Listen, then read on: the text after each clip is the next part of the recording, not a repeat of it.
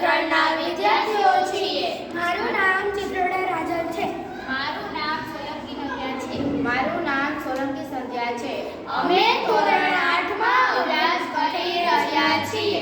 અમારા પ્રોજેક્ટનું નામ મીણબત્તીની જ્યોતના ભાગો, તેની સાધન સામગ્રી, મીણબત્તી, માચીસ અને અવલોકન કરવા માટે શક્તિ. પ્રયોગ પદ્ધતિ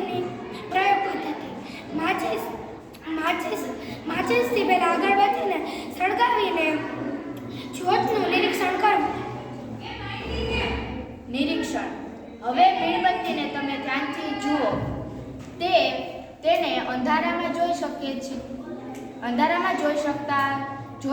છીએ.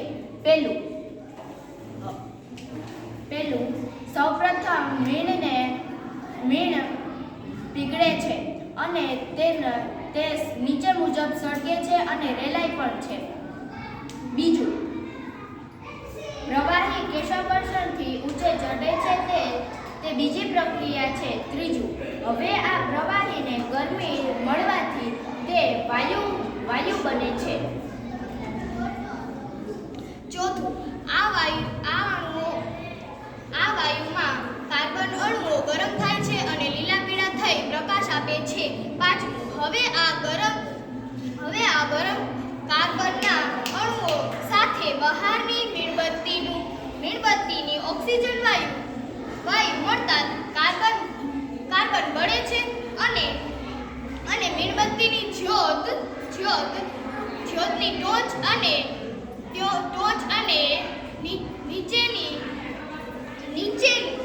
નીચેની કિનારી બેમાં દહન પ્રક્રિયા થાય છે.